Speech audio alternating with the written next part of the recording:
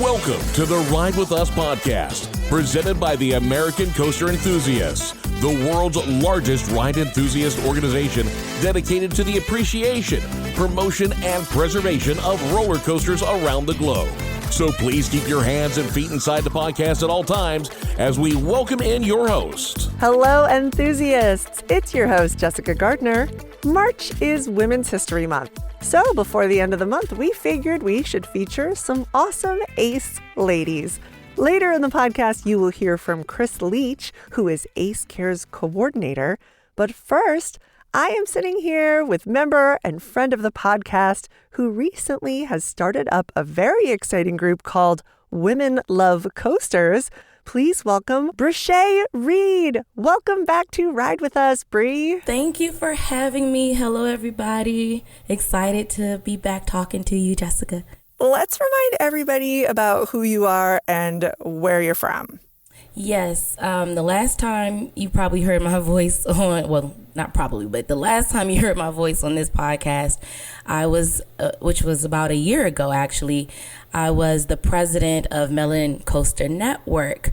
Since then, I have transitioned out of that role, focusing more on my enthusiast journey because I still am kind of new. So I am like hungry for, my own experience in coasters and traveling. And I figured, I've built that up to where it could sustain without me. So now is a chance for me to really get my own experience in coasters and develop myself as an enthusiast and also a content creator, because I was doing that before I was with Melanin Coaster Network. I wasn't doing it for long, but that's what I started out doing. So I've been focusing more on that and creating Women Love Coasters because I'm learning about myself. I'm a community builder. I like to do that, and I figured this is a way to get women together, to find other women in the community who can, become friends, ride buddies, and just highlight other women and content creators in this community, and do less work as the president of a whole club by just having one event per year. So I figure that's a good balance for me as I continue along my enthusiast journey. So another community that I'm a part of is called the Bluesiest, Black Enthusiasts, and I'm excited to go to my first meetup with them this summer at Six Flags Fiesta, Texas. We're going to the roller coaster rodeo event that the park is putting on, and it's going to be amazing. It's the weekend after Hollywood Nights, which I am going to as well, and we will have an all women's train takeover on every coaster. If you all want it, we can do it. But Six Flags Fiesta, Texas for the rodeo event, that's going to be so fun. It is really going to be the largest gathering of Black enthusiasts to date, and Where can people find out more about the Bluesiest group? They can find out more on Facebook. There's a Facebook group called the Bluesiest, and then there's also an Instagram for the Bluesiest. I'm sure there are going to be more information coming about the Bluesiest, how you can join. Right, there's no fee or anything. It's not a club or anything, so there's no fee to join. If you are a Black enthusiast, you are technically a Bluesiest. But if you want to learn more about what we are doing, then yes, you can go to those pages and follow along, and see you at the rodeo. Bri, where do you live right now? I'm in Washington, D.C. You're in Washington, and your home park is? Six Flags America. Six Flags America. Do you have a favorite coaster there? Superman. That's Superman. The one that turned me into an enthusiast. That turned you into an enthusiast, but I remember from the MCN episode that it was Scooby-Doo. That was my first coaster that got me loving coasters, but the coaster that flipped that light switch on was Superman. What was it about Superman? And the thing is, it wasn't when I rode it, on August 7th, 2022. I call that my enthusiast birthday. When I wrote it that day, it was not the first time I'd been on it. I've been on it before. It just had been over a decade. And I don't know, it's just something, as the kids say, it hit different that time. Like, I hadn't been on a coaster that high in over a decade. I hadn't been on, before that, I was on a wild one, and before that, I hadn't been on one for over a decade. So it was very new, but it just woke something up in me that I literally, before the end of the ride, I was like, I'm never losing this feeling again. And then that hunger and that drive to learn more and to experience more, I don't know what it was about that, because now I ride and I'm like, okay, this is good, but you know, I've been on better now. But at that time, it was enough to get me into all of this. I just became, I don't know, like the coaster nerd in me really woke up. I think a lot of our listeners could definitely relate to that. I know I can for sure. There's like nothing specifically like magical about the coaster, but to me, there was just something that flipped a switch in my head that said, wait, more. Yeah, more I of want this. more of this. I recently watched a live that you did. Oh, thank you for watching. About when you went to your first time at Carowinds and riding Fury 325. And there was something that you said that I don't have it exactly here, but you said something to the effect of that you are not the type of person who gets excited about things in real life. Like you're not like a screamer and excited and jumping up and down kind of person. Yeah. Except when it comes to roller coasters. Except that, like, my family will tell you that I am not, like, good news, bad news. I'm very stoic, kind of. I don't have reactions to things like, you know, it's like I am very, outside of coasters, I'm very kind of like, I don't know. I'm just not excitable. My coworkers don't even think I smile. Oh, jeez. That's not the you that I know, but I've been following you. Exactly, like, because we're not at a park, so what is there to smile about?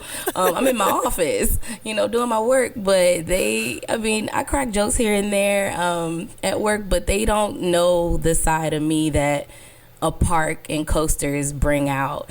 And I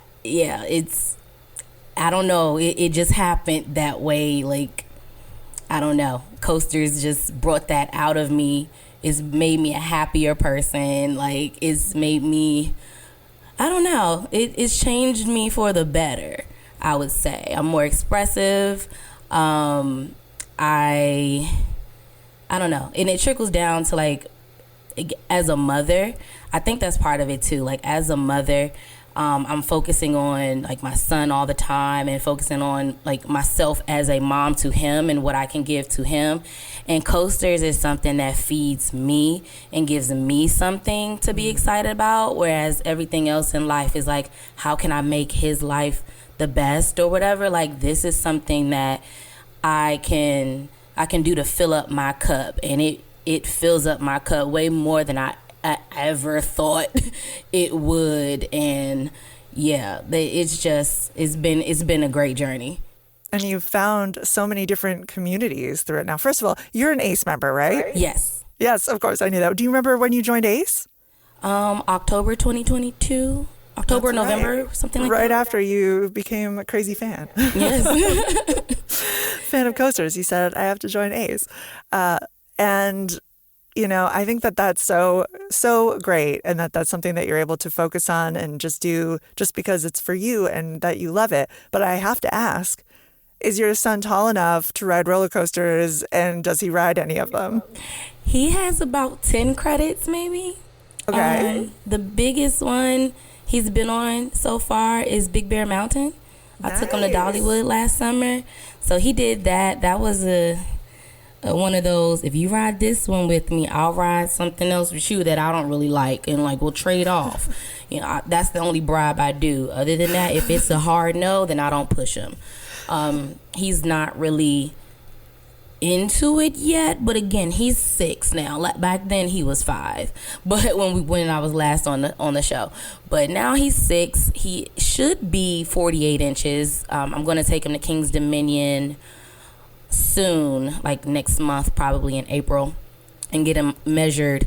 And I'm hoping, this is what my plan is.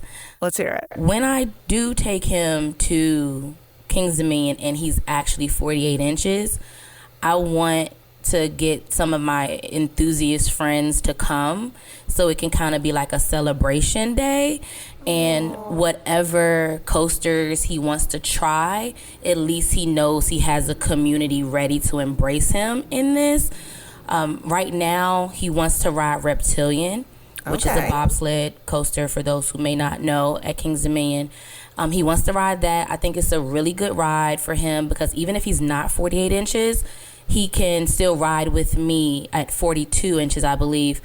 And that's something where I can hold him. He can feel safe and he can feel secure. I'm right there, but it's also a big enough coaster where he can like build up that confidence. So he picked that out as what he wanted to be his first big ride. So we've been talking about it in the off season. I've been showing him POVs of it, trying to get him comfortable with what the ride does. So, and again, if it's a hard no when we get there, then it's a hard no when we get there. But I would like, whenever I find that date, for my enthusiast friends to come out and, you know, welcome a new 48-inch member. Yeah. Oh, wow. Gonna get him a little ACE membership or something. I know. I need to get a family plan. That exists. You could do that. Yeah, I know. So, okay. Tell us about, let's get into Women Love Coasters. Because I saw this. I wasn't sure at first that it was from you, and then I got like a message from you, and you're like, hey, this is me. And I was like, yes, hello, follow, sign me up, whatever this is. I love it. So tell me, what led you to start that? Because I came into my enthusiast life with a community by finding the Facebook group that became MCN, and then no longer being there, I was like, I still want community. Mm-hmm. And that club was one side of my identity as a Black person, but the other side of my identity is I'm a woman. So, and I noticed that, again, the content creators that I saw that were big out there, most of them were men. And I know that there are other women out there who create content like I was doing. So I'm like, well, maybe I can start a community just for women. I didn't see any other any communities out there really focusing on women enthusiasts. So I'm like, well, let me just start it and see what happens. I just wanted to share experiences of women at parks and you know, and then I had an idea. I was like, well, maybe one meetup a year. I can do that. Time-wise, planning-wise, is not too much for my plate. So that's why I was like, oh, we'll do one event far, far away from, you know, when I started Women Love Coasters, which will now be in August, which is not so far away. But I just wanted to be a part of a community that I didn't see was there, which kind of was the same with MCN, but I was asked to help do that. This is something where it's me doing it, you know, my brainchild that I can create as I see fit. And yeah, tell people who might not know what it is how would they find it? And is there a website? And what do you need to do to be part of it? Like, kind of explain it. Yeah, it's really just follow Women Love Coasters on Instagram and follow Women Love Coasters on what I follow, but join the Facebook group. There's no membership. It's not a membership-based thing at all. It really is like every woman that I see that likes coasters, I'm like adding them on Instagram and they immediately follow back. And I'm like, yes. And then when I see that they post that they're at a park, you know, I share it. And just to give us more visibility in the community, and then just, you know, saying, hey, well, I'm giving everyone visibility. let's all kind of come together as well once a year. And I plan on having the event in August, which is at Six Flags Darien Lake on August 1st. We're going to Canada's Wonderland August 2nd and 3rd.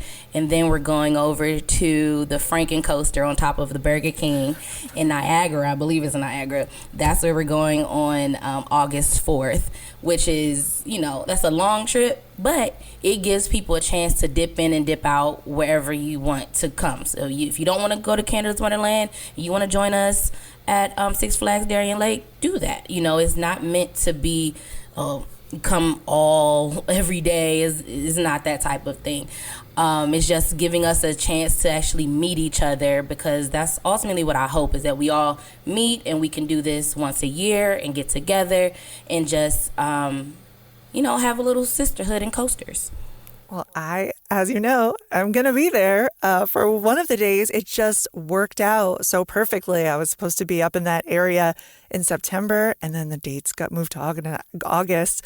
And I said, I think that's when the Women Love Coasters event is. And sure enough, I can be there for one of the Canada's Wonderland days. And I've never been to that park, so I'm really excited. New credits. I know. I'm going to be crazy that day. I'm excited. I haven't been to any of those parks, so I'm really going to be on my credit hunt. I'm very excited. I have so many things. I mean, I could talk about this for an hour, but I won't. So at ACE, whenever we have a coaster con or some sort of group, convention like that, we always have these certain types of rides, whether it be the LGBTQ ride, the people of color ride, like certain meetups that we'll have for people to get on roller coasters and ride together. And the idea is you're supposed to maybe step out of your comfort zone and maybe meet someone that you haven't met, take a group photo, and there's always a women's ride. Always there's a women's ride. And I know my personal opinion about it, but I would love to hear for you why you think a group spotlighting women is important. I don't think there can ever be enough visibility of women, especially in this industry. Even from like the engineers on down to the enthusiasts. If you talk about the people who are visible, the majority are going to be men. I think it's very important to highlight and to make visible women in a space that is more male heavy, because you never know what that visibility can do to a younger girl who might be into this but not see someone like herself that is really like big and doing it out, doing it big. I know when I was watching content online, when my coaster nerd started up in 2022, I was watching El Toro Ryan, which was majority like the Coaster Idiots, men. They're a group of men. I was watching Airtime Thrills. Who else was I watching? It was a while ago. Those are the main two that I first started watching, and I was like, where are the women and where are the black women? So for me, I want to be able to show the broader community, like the smaller marginal communities that exist in this, including like women who do this, because you never know the inspiration that I've had people come to me and say that my YouTube or my content has inspired them. They bought a GoPro and like they're gonna start a YouTube page, and it feels good because I didn't see that when I first started out. Not saying it didn't exist, because I just didn't know or see that, in the quick searches. That's not who were getting the big views and numbers. So I really want, for women to see other women doing it, so that they can maybe, that seed might be planted in them. And then the more of us that are doing it, then it'll just spread and it will all become more visible. Have you ever wanted to work in the coaster industry? You know what's funny? Like I said before in like my first interview, like I hadn't been on a coaster in over 10 years, but I loved roller coasters when I was younger, like, I didn't care about flat rides. I still don't, except for when I go to Canada's Wonderland. I'm going to ride the flats. Don't worry, guys. Yeah. But I loved coasters so much. I loved parks so much that at one point I wanted to run a park. And this was like in high school, but how do you get into that? Like, I didn't want to be a ride op because it was hot, because we only went to Six Flags in the summer, or we only went to parks in the summer, so it was always hot. And I was like, oh, that looks miserable. Shout out to the ride ops. We love you. Thank you. But I was like, I can't do that. One, I'm not driving. Who's going to bring me all the way out to Six Flags to work? I can't, that's not going to work out for me. But I used to walk around the park just wanting to, like, run it. And, like, I wanted to know more about who owns this. And then I went into PR for college, and I was like, PR, parks. But then that's when I started, like, moving away from going to parks. But I actually at one point wanted to learn more about working at a park, what goes into that, and running it. Well, I think you could. I'm just saying. I think that you are, like you said, a community builder. You've built 2 communities now in the short amount of time since you say you've been a coaster nerd. It seems that people like to rally around you and get, you're one of those connectors, like they say. So I don't know, but tell me more about your personal content creation, or tell everybody else more, because I know about it, but tell everybody about it. Yeah, so my content is on YouTube. It's mostly POVs, but I try to vlog every now and then. Vlogging just takes longer to edit and put together. Like, I'm sitting on content from Orlando Informer from back in November that I need to put out. Oh my gosh. But I mean, my Carowinds vlog is doing pretty well.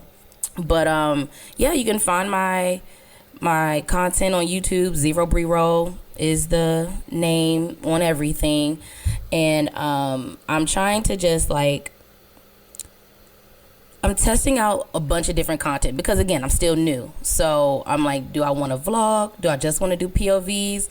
But I'm not going to limit myself. I'm going to try a little bit of everything. And recently I did the live on Sunday talking about my first trip to Carowinds and riding Fury.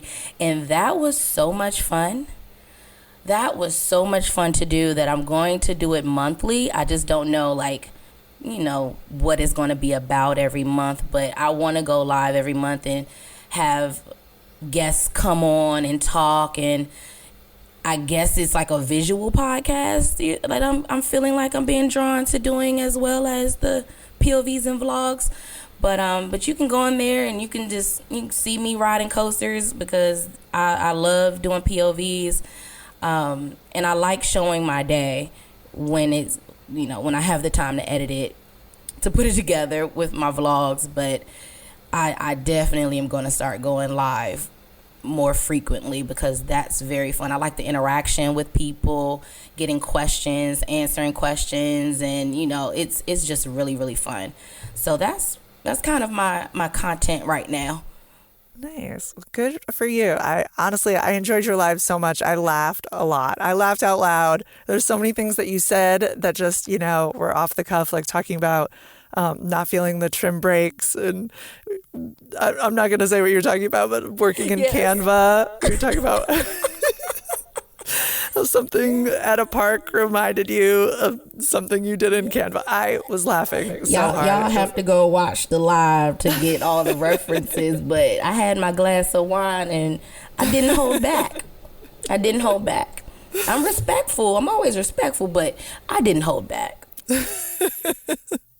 And what is the future? What do you see about the future of Women Love Coasters? Like, what is, like, in dream scenario, what would you love to see?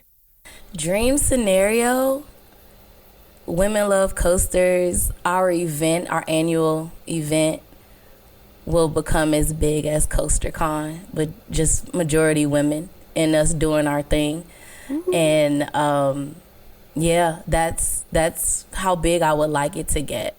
That being said, if there are people who do not identify as women listening, how would you feel about them being at the events? They can come. Because it's about visibility. So if they come and they see all these other women there too, then that's giving the women there more visibility as well. They just know that the event is centering women, but that doesn't exclude anybody else from coming. So if you're there, you're someone who supports and encourages women in this industry, or as a fandom, or as enthusiasts. Yeah, Yes. like if you don't identify as a woman and you want to come, of course, you are more than welcome. But I would charge you to bring a woman with you so we can help build the community. I love it. Bree, any last thoughts? Anything else that you want to say to all your ACE member friends that are listening? I love ACE. I brought my son to Sunny Days last year at Sesame Place. He didn't ride the coasters. He was still a little scared, but that's okay because it's just about being in the environment. He loves the environment of parks, and we did the water park and everything. And I brought my dad with me, and that was a really good experience because my dad and I have gotten closer in my older age, and he actually I don't know if I told this story on the last show that I was on or not, but he took me to Six Flags and brought me some Payless shoes to wear, and I was upset because I'm like, I don't want to wear these shoes. I want to wear designer or, Jordan or Nike or whatever. I was so upset, but what I didn't realize is that those shoes had more of a platform than the others, and because he brought me those shoes, I was able to get on coasters that I was too short technically to get on. Aww. And so I have a coaster memory with him from back then, but him coming along to that ACE event, he rode Oscar's Wacky Taxi and Vapor Trail, and that was the first time that he's been on a coaster in like 25 years. Wow. So that's so special. Yes, so I have a special memory, two special coaster memories attached to my dad now, and one of them is because of the ACE event, so I really appreciate that. And then CocoCon was amazing with ACE, and I really can't wait to get more involved now that I have more time. That's another thing. I have more time now that I'm not running a coaster club, that I can actually go to more events with ACE. And that's something that I have been trying to do as time allows. One other thing I want to plug before we say goodbye for now is that you just recently put out some merch, which I'm so excited to get in the mail. It's Women Love Coasters merch. There's hoodies, there's tank tops, t-shirts, sweatshirts. It's all on there. What's the site for that? So it is a spread shirt shop. The link is actually when you go to Women Love Coasters on Instagram. Our link tree is in the URL section, the website section of the bio, and it's the first blurb on our link tree. It says Women Love Coasters merch shop, and I just want to point out that the merch there that has the Women Love Coasters logo, all of that merch, the proceeds from that or the profits from that go towards helping me make the events possible, because it's not an event where I'm charging anybody, because I don't yet, unless the parks want to help me out, I don't yet have any special like ERT or anything planned, but I still want it to be a special event, especially because it is the first one that I'm doing. So I want to be able to give out something that's commemorative. So like pins, lanyards, all the things that you normally get. Like I wanted to still have that feel to it. Everything that I do, I joke, but it's the truth. Like WWBD, what would Beyonce do? If Beyonce was planning an event, what would she do to make it special for those people that are coming? And it's the little things and the details, but that takes money. So I figured put out a merch shop. The money that comes from that can pay for the things that make the event possible. I think it's been confirmed that Beyonce is actually a roller coaster fan, because there is videos of her on Cyclone at Coney Island, right? Yes, she so I'm not sure if you watched her Renaissance, the movie, like the concert movie in theaters. For those who have not, there's a section in there where she talks about getting a vocal injury at about 12 years old. and she was on vocal rest. She could not talk at all. But she mentioned going to Astro World with her friends and her family and getting on roller coasters, but just not screaming. And if that's not an enthusiast, then I don't know what is. Because a GP will get on a coaster and they will just break their vocal cords and scream because they're scared. But an enthusiast, a true thrill seeker, will get on the ride just for the feeling of it and not have to say a word or open their mouth. They just are enjoying the experience. And if that's not a fellow enthusiast, then I don't know what is. She's in the club. She knows. Yes. She's there. All right, I'm just going to manifest this, that Beyonce's going to perform at a Women Love Coasters. Or at least show up. Speaking of another goal, so just putting it out there to manifest it, putting it out in the universe. Let's do it. I want to ride coasters with Beyonce, with Mariah Carey, who is an enthusiast. Like, I want to ride coasters with celebrities, and just bring more awareness to coaster enthusiasm as a whole, and also highlighting women, but as a whole, because it's a shame I didn't know that coaster enthusiasts existed until 2022. I am 34 years old right now. I should not have found that out so late. Like, where could I have been if I knew this earlier in life? And I started this way long ago. So the more that I can share this community with others and get more high visible people, I'm saying visible a lot, but you know what I mean, like get people to draw eyes on to bring eyes to what we're doing, that is the ultimate dream. I love it. I think that's the perfect note to end on. And Bree, I just appreciate you so much coming back on here, connecting with all of us. And I cannot wait for the event in August. And everybody check out @0 Bree Roll and @Women Love Coasters to keep in touch with Bree and see everything that Women Loves Coasters is doing. Thank you, Bree. Thank you so much, Jessica. It's so good talking to you again. I can't wait to meet in person. I look forward to seeing you in August. You too. Thank you for having me.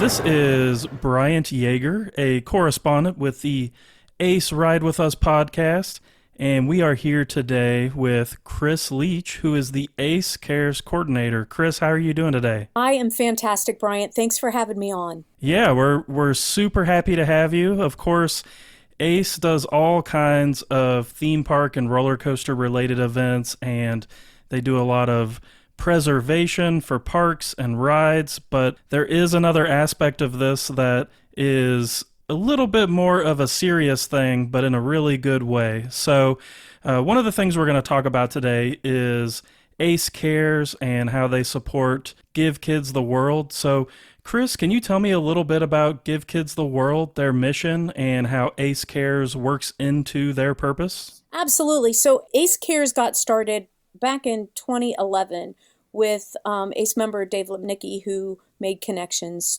for this little activity called Coastin' for Kids.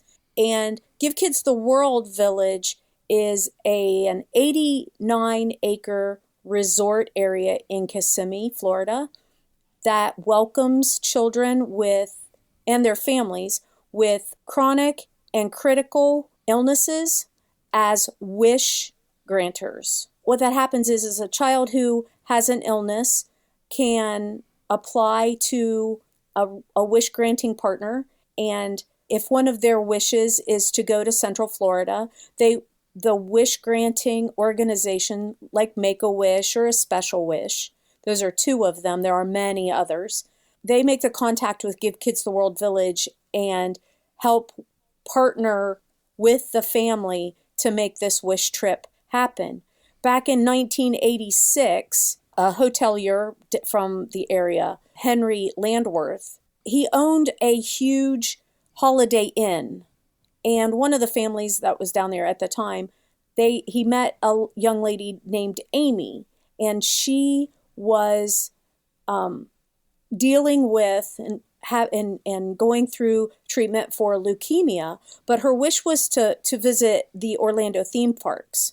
So another hotelier in the area was asked for a stay for Amy and her family. That person obliged, Unfortunately, the travel plans to get it taken care of took too long, and unfortunately, Amy passed away. So her time ran out and her wish wasn't granted. Well, that was one thing that Henry said was unacceptable. So when he started Give Kids the World Village with other colleagues in hospitality and tourism industries in that area, he said, no is not a possibility. So they worked together, and there have been families throughout the years since from 1986 that if it's a very severe need, a critical illness that is taking its toll, they can have families to Central Florida within 24 to 48 hours to make sure that those children make those and the families make those lifelong memories so that they can get a little respite from their doctor's offices and all of those things that go on with being an illness.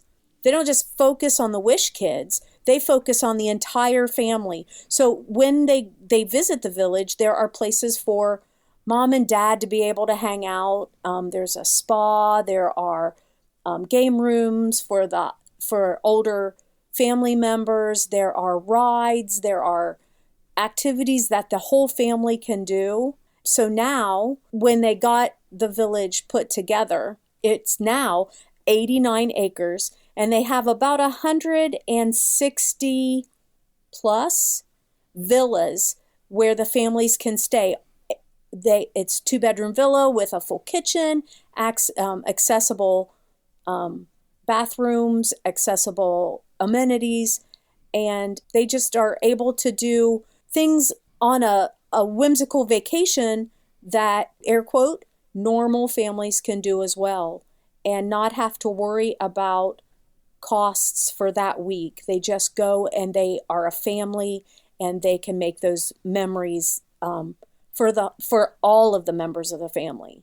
Yeah, it's really great. The research I've done on Give Kids the World, I've noticed that even though the kids might be there to go to the theme parks, it's a very kind of all-encompassing experience. And even Give Kids the World has activities, and they have, theme park rides that are accessible. And, that kind of stuff really stuck out to me. The awesome part about the theme park rides that are in there, they're little small family flat rides. Most of them have been donated by Zamperla, who is an IAPA member, and ACE is also an IAPA member. So that's kind of why we share the commitment to be able to help out Give Kids the World. But Zamperla donated a couple of their flat rides and noticed that some of the wish kids who were in wheelchairs and had mobility concerns couldn't get onto the rides. So they said that's not acceptable, just like, Henry did back in the day when they couldn't say no. So Zamperla refabricated a couple of their rides to make them fully wheelchair accessible so that every family member could ride these in the village. In a place called Amberville, they have a small swing ride, they have a train, they have a butterfly ride.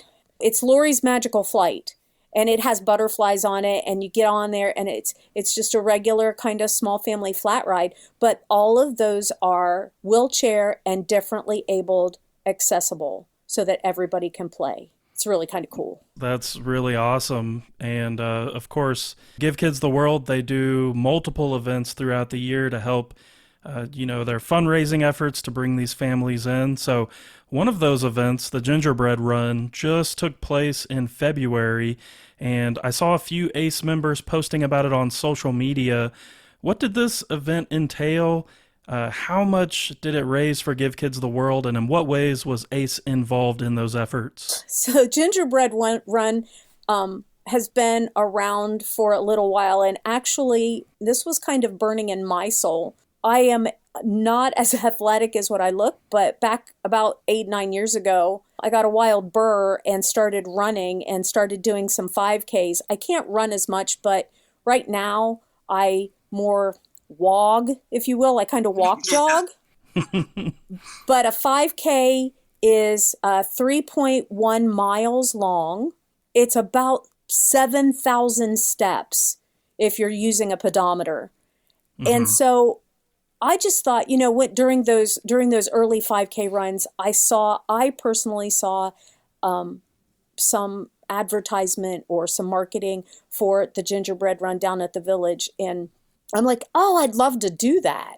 And I'm thinking, but that's in Florida. So how can I do this? And it kind of, life got on. And then I got more involved with Give Kids the World and with the Coasting for Kids activities, which we'll talk about in a little bit.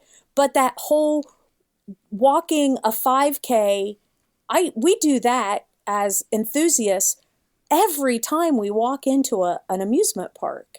I don't know about Absolutely. I don't know about you, but when I look at my pedometer at the end of the day in any given park, on any given event, or even just a day playing, I've done 15 to 20,000 steps. So, 5Ks may sound like they're a lot. 3.14 or 1 miles might sound like it's a lot, but we do those all the time as enthusiasts. So I thought, well, we'll just put a team together, because the opportunity came up, and they did it after the pandemic. It used to be in November, and then it went to February. So they called it the, quote, Valentine's edition.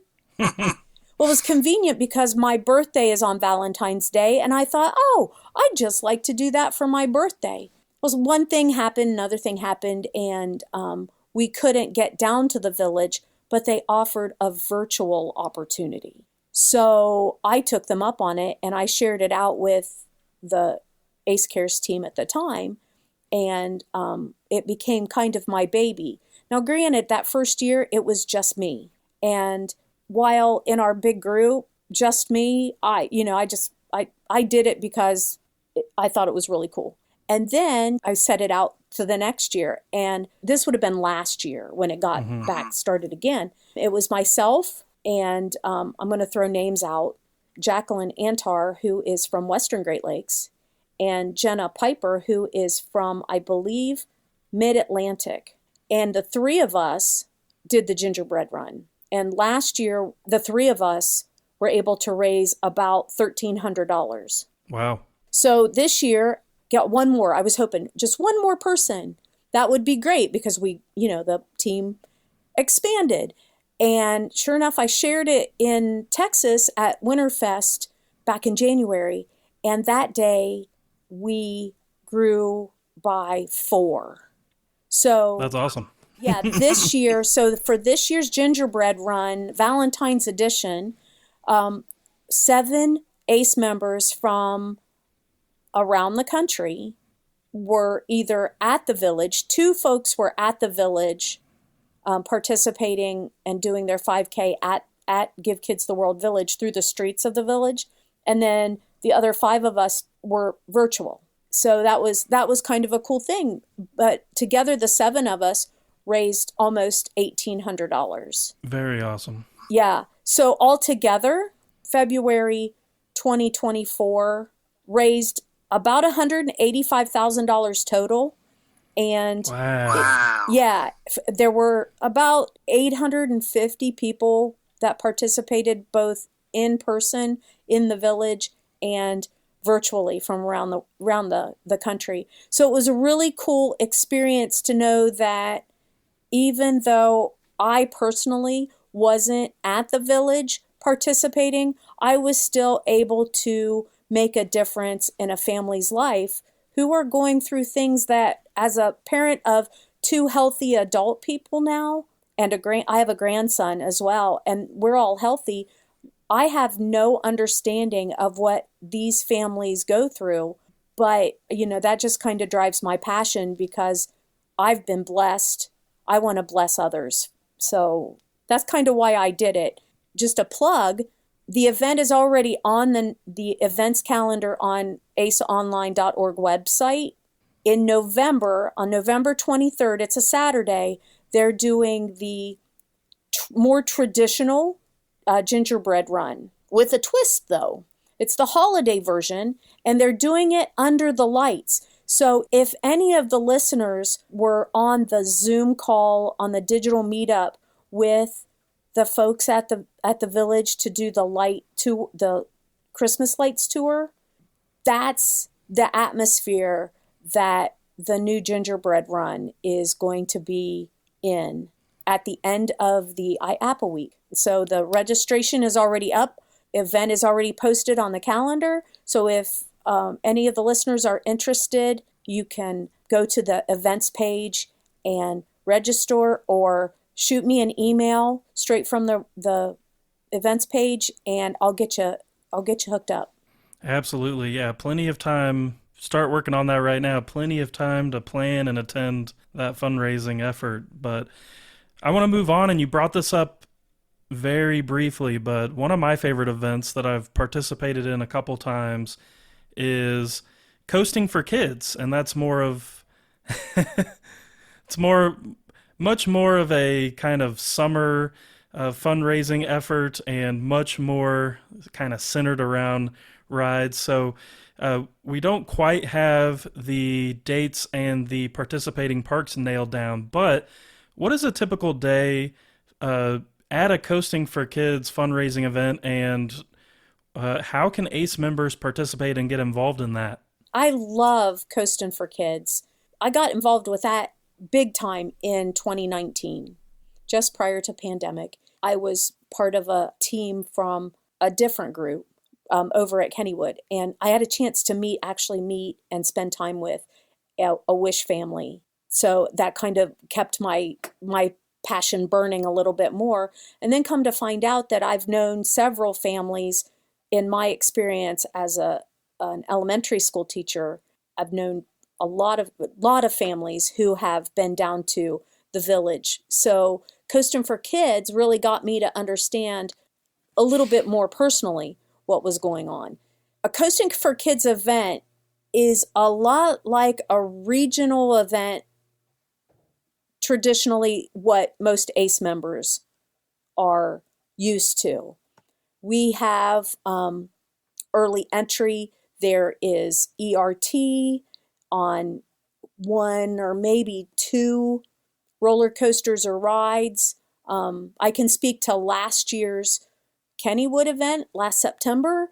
We were able to ride Jackrabbit for an hour, and they had Kangaroo open for us, and the carousel for like an hour and a half. And then we could join the early ride people for any of the other rides that were open. We went about our day and played through the park, and we gathered together for a meal to celebrate our efforts and to celebrate each other and just meet people from other teams and other groups that had come. Coasting for Kids is not an ACE event. It is a park-sponsored event through Give Kids the World, and they partner with various parks around the country to provide these opportunities. It's usually early ERT, enjoy the day with a meal. There are t-shirts to be had at certain fundraising levels. There are other types of incentives at other fundraising levels. I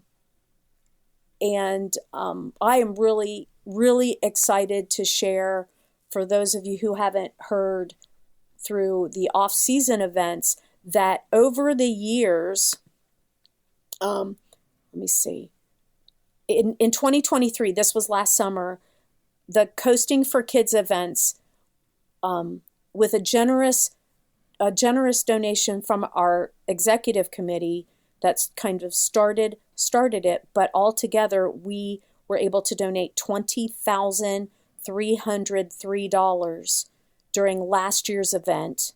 Wow. Some of them have been more.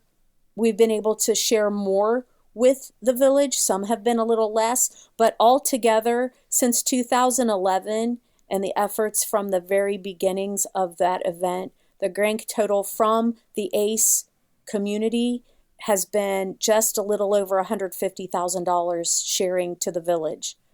So if you break that down into a Wish week costs the village, because all of the expenses are paid with the exception of souvenirs at the parks and maybe food that has been ordered from the outside.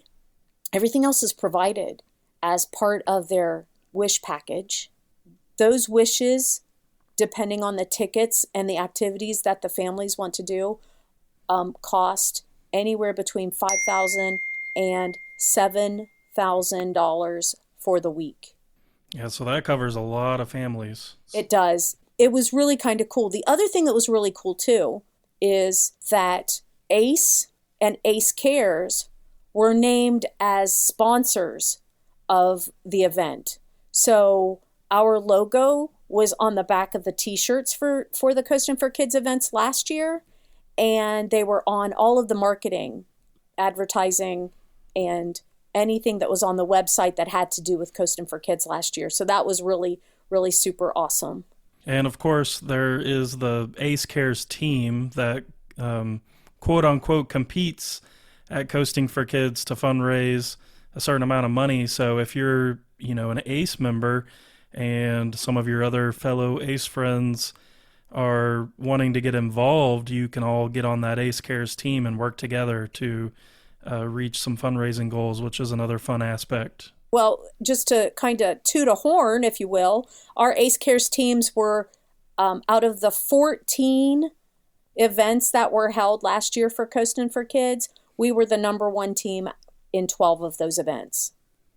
So we were really blessed last season to be able to share not only our enthusiasm and our passion for roller coasters, but our enthusiasm and passion for helping those folks who are in our communities to be able to make their lives maybe a little easier.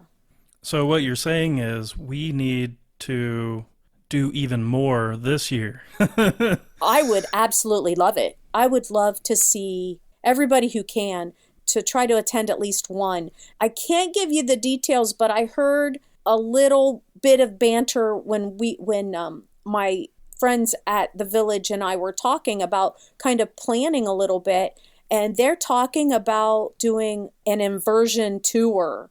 Now, we haven't gotten the details yet, but there will be some type of activity where there are 7 or 8, I think, parks that are going to be involved. And if you participate in all 7 or 8 events, then there is going to be like this kind of grand prize. But I haven't really gotten all the details yet. Just kind of wet your whistle a little. Give us a little tease on that. Yeah, hopefully here in the very near future, they'll talk about, which parks are going to be involved and what the days are. But we will patiently wait on that information. But, my experience with Coastin' for Kids events is I've done a couple events at the same park over different years, and each of those years was a completely different experience, had a different theme, all kinds of stuff. So, if you've done it already at one park, give it another try, because they're probably going to be doing some kind of completely different theme, showcasing different rides, and that's another fun aspect of it. Absolutely. And we had some people participate at Dollywood last year, and I'm from the Eastern Great Lakes region. So big shout out to my Eastern Great Lakes region friend, Dave Jackson, who actually put his beard on the line. This was really kind of cool. He put it out there to his to the people that were his donating team. You donate so much, and then you get to tell me what I do with my beard. Whether I trim it off completely, and if y'all know Dave, he's got a pretty fluffy beard, and he put it in their hands. I don't think it went all the way away. I think he trimmed it pretty significantly, but I was really impressed with the fact that he was willing to do that for the families. It made me sit up on the edge of my seat going, okay, what's Dave going to do? What are his friends going to help him do with this? And it was really kind of cool. So kind of going back to the village, if someone wanted to visit Give Kids the World as a guest, is that an option? And how can we help them by paying a visit to the village? It's not an amusement park. It is an actual secure resort that is just for the families that are there, but we can go to the village as volunteers. Mm-hmm. So if you are in the Kissimmee area, if you are in the Florida region and you are down there for an extended period of time, or you're just down in the area for a vacation, a couple of hours of your time would make the world of difference to these families. You can't just go and call and say, hey, I'm coming. The volunteers have to go through a vetting process and an application process, but trust me, it's not difficult. They've made it really streamlined. So you go on the website, gktw.org, and you find the volunteer toggle. The application is basically your legal name, what's on your legal documents, a few other questions. How'd you hear about it? Well, you heard about it from ACE Cares or the American Coaster Enthusiasts, of course. And then they will help you get through that process once a really quick, easy background check has been done. And the village takes care of the cost of the background check. If you want to go and help for a couple of hours, serve a meal, you could even run the rides at Amberville. If you always wanted to be a ride operator, this might be your time. I know some of our executive committee and some of our other members during IAPA last year were able to volunteer a few hours, and our ACE president, Elizabeth Ringus, and her husband were the carousel operators for very nice. For a couple of hours. And I know that our executive committee was there, and they helped with an evening party that they have every night. One of the things that they do at the village is every evening they celebrate a different holiday, because a lot of the kids are in the hospitals. So once a week, Mayor Clayton hides Easter eggs through the village and the kids can go find them. Once a week, Santa comes and visits because, he takes some time and goes down to Florida when he's got a few seconds to be able to spare from his big job up at the North Pole. And they just have so many really awesome opportunities for the families to just have an enjoyable time and experience those holidays that they might not be able to. But to volunteer, it's just an application, a couple of questions. If you get into that place and you get stuck, just reach out by email to acecares@aceonline.org, and I'll pick that email up actually, and I can help you through it. And then you go through a video orientation, which takes maybe about 30 minutes, maybe 45 at your leisure. And then you're set up and you just go do your volunteer shift of a couple of hours or a couple of shifts or more than that. Hint, hint. I did a couple of shifts, my husband and I, when we were down at IAPA in 2019, I believe it was. And I'll tell you what, changed my life. I can't wait to get back there. It's been a while. My life was changed in those two opportunities to serve these families. Yeah, I imagine being, directly involved with what's going on there is definitely a once in a lifetime experience. And, we've talked about the Gingerbread Run and we've talked about coasting for kids, but and even volunteering. But if an ACE member isn't able to do any of those things, how can they still help and contribute to the cause? Well, they can support any of the ACE Cares team members on the activities that we do. You can always make a donation to one of the team members' accounts to help them with their fundraising efforts. Through the Gingerbread Run or through Coastin' for Kids.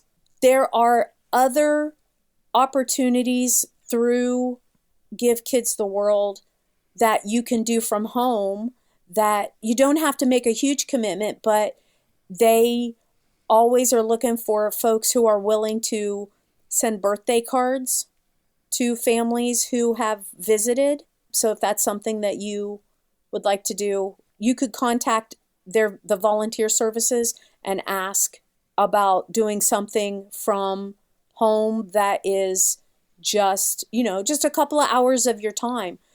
You'd be amazed at some of the pictures that I've seen on the Give Kids the World Facebook page of families getting these cards from other people because they were at the village. The kids' eyes just are beaming because somebody's thinking about them. Somebody's taking a little bit of their day to write a little note and send a card. And just, because as you're signing that card, you're like, you're thinking about the person who you're sending it to, and just kind of sharing little space with them. That's a big thing. But more opportunities, if you contact volunteer services, the phone number there is on the website, gktw.org. They can help you get you set up into something that meets your skill set. That's awesome. I actually didn't know about the birthday card thing. That's really cool. And, a little bit of sentiment definitely goes a long way. What are some other initiatives that ACE Cares is involved with? And other than the Gingerbread Run and Coasting for Kids, are there any other events that are coming up with the ACE Cares team? We are working on a little activity. The folks in Western PA have gotten this down to a science. It's called Ice Cream for Breakfast. One of the things that I told you before that Henry Landworth wanted the week to be a week of yes. So they have at the village, they have an ice cream shop. It's called Henry's Starlight Scoops. And the building was created in collaboration with Disney Imagineering and Universal Creative. They came together to help design and to build and to put the items into the building so that they can have an ice cream shop, because Henry actually, I believe, really that was one of his favorite treats. But if a child, a wish child and a wish family wants ice cream at 7 o'clock or 7:30 in the morning, they can go to Henry's Starlight Scoop and get a bowl of ice cream for breakfast. It's just kind of their thing. So the folks at Western PA caught a hold of that, and ACE Cares member April Lucas and her family has been just a driving force in this, that during one of the Western PA events, they offer a bowl of ice cream for a donation, and then they also offer cereal like like Cocoa Puffs and Rice Krispies and Fruity Pebbles and chocolate sauce and all of those awesome things that you can put on an ice cream sundae for breakfast before ERT starts at one of their events. We're working on getting that put together. Last year, we were really grateful for Steve Gorman and the folks at Waldemere who really supported that adventure. And during that event, the folks who were at the Ravine Flyer event up in Erie raised a little over $200, almost $300 actually, for ice cream for breakfast. So it's kind of that's one of the initiatives. We would love to talk to other regional reps to see if they could work something out with parks for just one event. Mm-hmm. And it's an easy experience. It's a place where the park can help donate in kind. And it's just kind of fun to say, hey, we ate ice cream for breakfast.